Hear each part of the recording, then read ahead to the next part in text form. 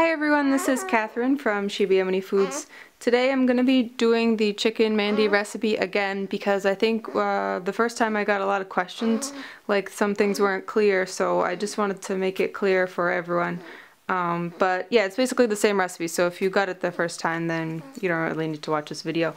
Only difference is I'm just using less rice. Like all the ingredients are the same, I'm just using 3 cups of rice instead of 4. And I'm using a whole chicken again, but I cut it in half. And this is a little bit smaller chicken, and since I cut it in half, it's probably going to cook a lot quicker than the other chicken. And a lot of people ask me about the cooking time for the chicken.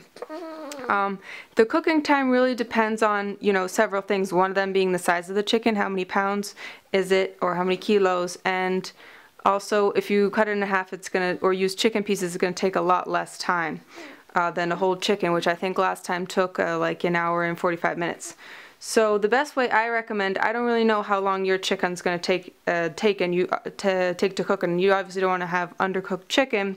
So I really need to use a meat thermometer, which I kind of skipped over this in the last video, but I did use a meat thermometer, and you need to stick it in the chicken in the part of the thigh, not touching the bone, and you need to check when the temperature reaches 165 Fahrenheit inside the chicken, and that means that it's done. Or if you don't have it, you can also cut open the chicken and see when the juices run clear. Now, if you've cooked chicken a lot, like you're experienced in the kitchen, then this should be no problem. But if it's your first time making a whole chicken, maybe you want to cut it in half, or maybe you want to use pieces of chicken instead of the whole chicken, because it's a little bit less intimidating, but it's really up to you. So yeah, all the ingredients are the same. Just quickly, like if you're watching this for the video the first time, I have basmati rice, water, butter. This is Hawaii spice mix, and turmeric, onion, salt.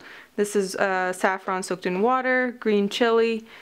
These are my whole spices, cardamom, cloves, cinnamon, bay, peppercorn, oil for the rice. This is for the chicken, and then I have my one whole chicken cut in half. The night before, if possible, or at least a couple of hours before, soak the saffron threads in water until the water turns a deep orange. Also, marinate the chicken by adding the ground Hawaii spice mix to the butter and rubbing this all over the chicken. Add salt to taste and food coloring if desired.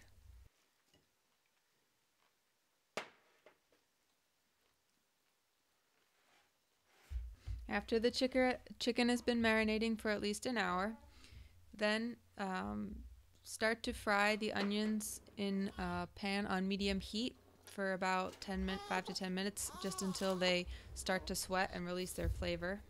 Remove the onions from the heat completely, and I shut off the stovetop. I'm done with that. What I did is add the rice, all the whole spices, and then salt to taste. I used 2 teaspoons. Also your chilies, rice, and water. Then I put a metal grate on top of that, and on top of the metal grate I put the chicken pieces.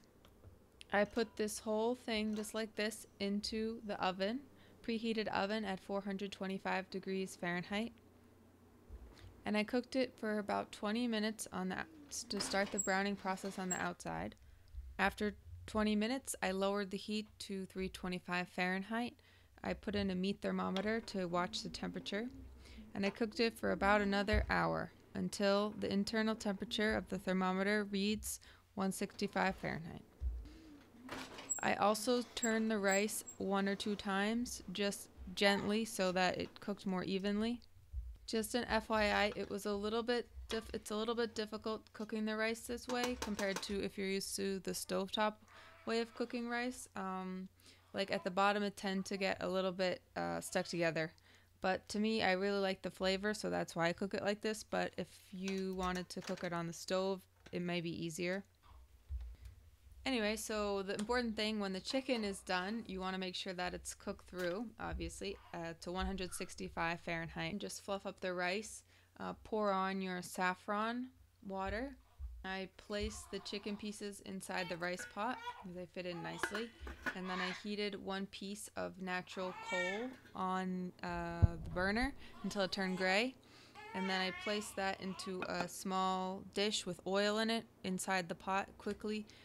Cover the pot and keep the smoke inside until the smoke dissipates, or however long you want, and this will give the rice a nice smoky taste. That's my video on how to make mandi. I hope it was more helpful than the first one. If you're interested in more videos, you can check out my channel, Yemeni Foods, and find me on Facebook. Thanks.